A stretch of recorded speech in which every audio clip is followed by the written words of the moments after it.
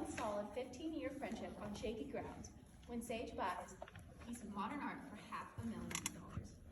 The painting is a 5x4 canvas by the up-and-up humming artist Atrisos, which stirs powerful reactions and is the fact that it is pure white, with a few fine lines of white.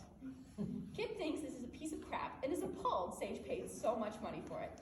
Sage loves owning a masterpiece. Ivan, the third member of this crumbling friendship, who is already in a crisis over an up-and-coming marriage, tries to smooth things over out between Kip and Sage by telling each of them what he thinks they want to hear about the painting. His approach has not gone well. This scene takes place near the end of the play at Sage's home. The three friends have arranged to meet for a movie and dinner. The tension between Sage and Kip is already present as they wait for Ivan to arrive. Typically, he is late.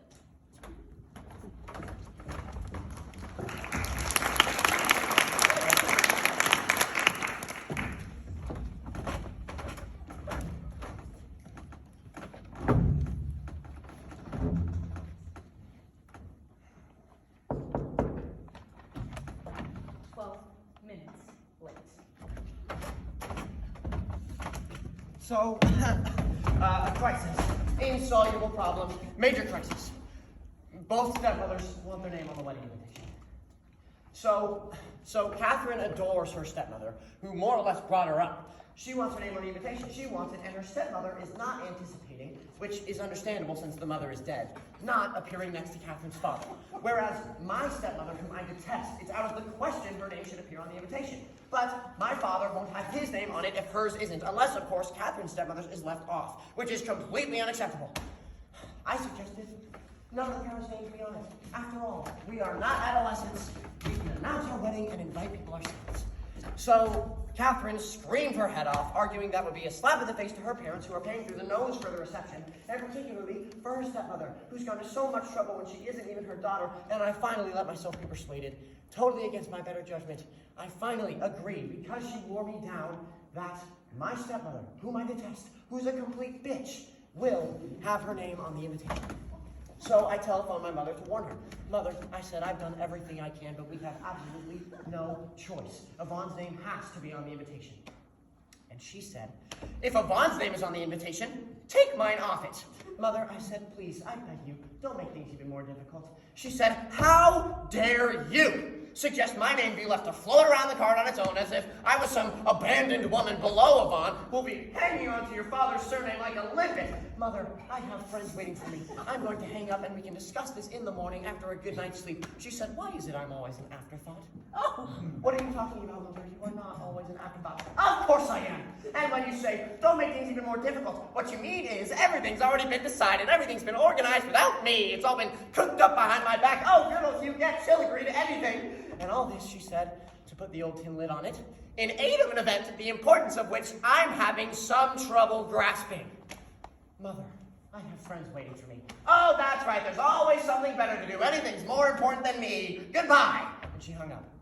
Now, Catherine, who was sitting next to me, but who hadn't heard her side of the conversation, said, what did she say? I said, nothing. She just doesn't want her name on the invitation. Come on. She said, no, not talking about that. What is it she said about the wedding? Nothing. You're lying. I'm not, Kathy. I promise. She just doesn't want her name on the invitation with Yvonne. Well, call her back and tell her when your son's getting married, you rise above your vanity. You could say the same thing to your stepmother. That's got nothing to do with it, Catherine shouted. It's me. I'm the one who wants her name on the invitation. It's not her, poor thing. She's tact personified. If she had any idea of the problem this was causing, she'd be down on her knees, begging for her name to be taken off the invitation. Now, call your mother. So I called her back. Now I'm in shreds. Catherine is listening on the extension. Ivan, my mother says, up until now, you have conducted your affairs in the most chaotic way imaginable.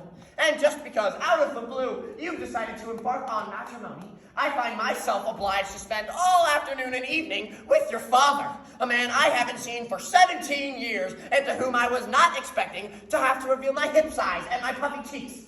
Not to mention Yvonne, who, incidentally, according to Felix Carolari, has now taken up bridge. My mother also plays bridge. I can see that none of this can be helped. But on the wedding invitation, the one item everyone is going to receive and examine, I insist on making a solo appearance. Catherine, on the extension, shakes her head and screws her face up in disgust.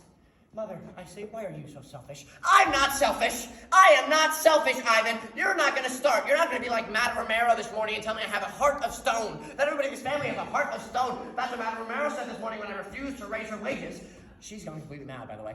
To more than 60 euros an hour, tax-free. She had the gall to say everybody in our family had a heart of stone when she knows very well about poor Andre's pacemaker. You haven't even bothered to drop him a line, by the way. Oh, yeah, that's right. Everything's funny. Everything's a joke to you, Ivan. Look, I am not the selfish one. You have got a lot to learn about life. Now, go and see your precious friends. Then what? Nothing. Nothing's been resolved. I hung up. Mini drama with Catherine cut short because I was late. Why do you let yourself be buggered about by all these women? Why do I let myself be bugging around? I don't know. They're all insane. You lost weight. Of course I have. Nearly 10 pounds, purely through stress. Read Seneca. Oh, De Vita Beata. Just what I need. It's a masterpiece. Oh? She hasn't read it.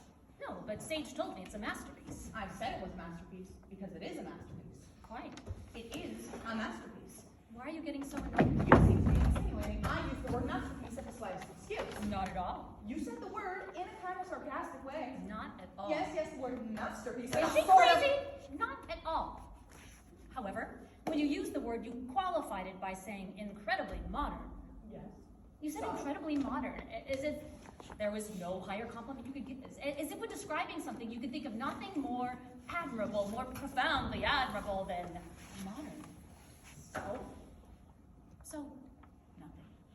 Note that I did not mention the use of the word incredibly modern. You're really needling me today. No, I'm not. You're not going to quarrel all evening. That would just about finish me. You don't think it's extraordinary that a man who wrote nearly 2,000 years ago is still bang up to date? No, of course not. That's the definition of a classic. You're just playing with words. So, what are we going to do? I suppose the cinema's up the spout, sorry. Shall we eat?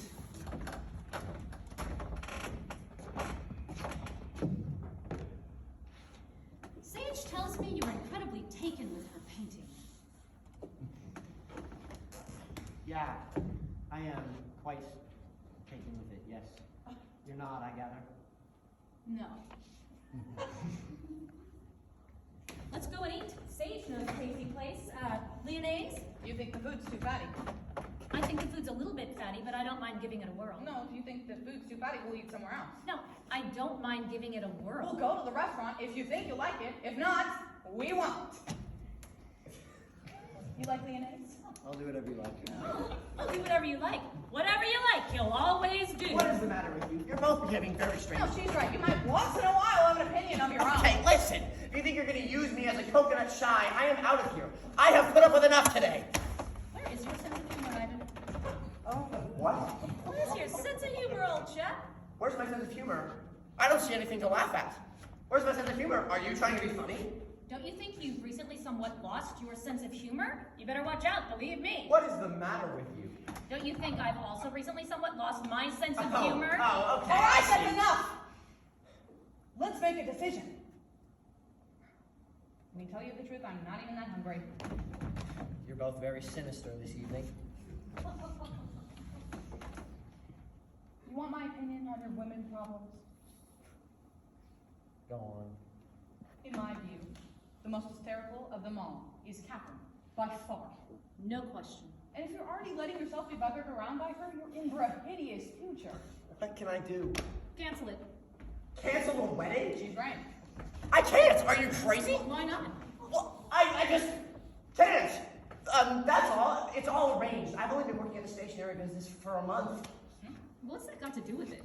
It's her uncle's stationery business. He had absolutely no need to take on anyone, least of all someone who's only ever worked in textiles. Well, you must do what you like. I've told you what I think. Oh, I'm sorry, Sage. I don't mean to be rude, but you are not necessarily the person I would go to for matrimonial advice. You can't claim to have been a great success in that field. Precisely! I can't back out of the wedding, okay? I know Catherine is hysterical, but she has her good points. There are certain crucial qualities one needs when they are marrying someone like me.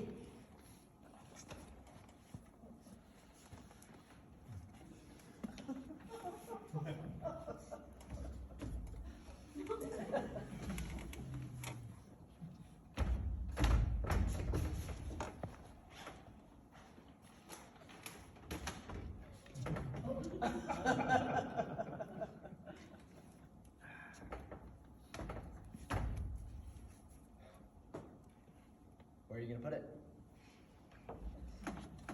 We don't know yet.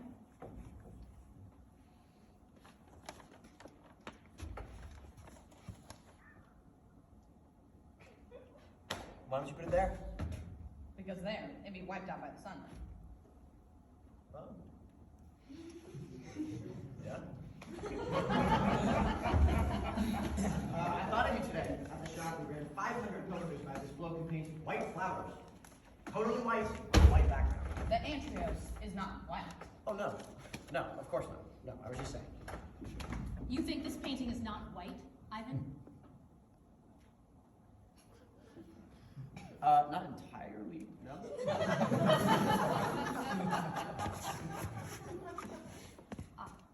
What colors is it? Various colors. There's yellow. There's some gray. Maybe a few overtones. You have no substance, Ivan. You are flabby, an amoeba. Why are you attacking Ivan like this? He's a weasel. He's obsequious. He is dazzled by money, dazzled by what he believes to be culture. And culture, as you know, is something I absolutely piss on. What's gotten into you? How could you, Ivan? And in front of me, Ivan. What do you mean in front of you? What do you mean in front of you? I find these colors touching. Yes, if it's all the same to you, stop wanting to control everything. How can you say in front of me that you find these colors touching? Because it's the truth. The truth? You find these colors touching. Yeah, yes, I find these colors touching. You find these colors touching. He finds these colors touching. He's perfectly entitled to. No, he's not entitled to. What do you mean he's not entitled to? He's not entitled to. I'm not entitled to? No. Why is he not entitled to? I don't think you're very well. I think you ought to go and see someone. He is not entitled to say he finds these colors touching because he doesn't. Oh, I don't find these colors touching. There are no colors! You can't see them and you don't find them touching! Speak for yourself. Listen really to me, Ivan. Who do you think you are, Chip? Who are you to legislate? You hate everything. You despise everyone. You take pride in not being a man of your time. A man of my time? What's that supposed to mean? Right, okay, I'm off. Where are you going? I'm off. I don't see why I have to put up with your tantrums. Don't go. You're not going to start taking offense now, are you? If you go, you're giving in to her. A man of his time is a man who lives in his own time. Balls. How can a man live at any other time but his own? Answer me that. A man of his time is someone of whom, if you said in 20 years or in 100 years' time, he was representative of his era. To what end? What do you mean? To what end? What is it to me if someday somebody says you were representative of your era? Listen, old fruit, we're not talking about you. You can imagine such a thing. We don't give a rat's ass about you. A man of his time is what I'm trying to explain to you. Like most people, you and I are, is someone who makes some contribution to the human race. A man of his time doesn't assume the history of art has to end with a pseudo-Flemish view of Cavaillon. Carcassonne. Same thing! A man of his time plays his part in the fundamental dynamic of evolution. And that's a good thing in your view. It's not a good or bad thing. Why do you always have to moralize? It's just the way things are. And what about you? Do you play your part in the fundamental dynamic of evolution? I do. What about Ivan? Oh, surely not. What sort of part can an amoeba play? In its own way. Ivan is a man of his time. How can you tell? Not from that garbage he hangs above his mantelpiece. That is not garbage. It is garbage. It is not. What's the difference? Ivan represents a way of life, a way of thinking that is completely modern. And so do you. I'm sorry, but you're a typical man of your time. And the more you try not to be, the more you are. Well, all right then. So what's the problem? There is no problem. Except for you! Because you take pride in shutting yourself off from humanity. And you'll never manage it. It's like you're in quicksand, and the more you struggle to get out of it, the deeper you sink. Now apologize to Ivan. Ivan is a coward.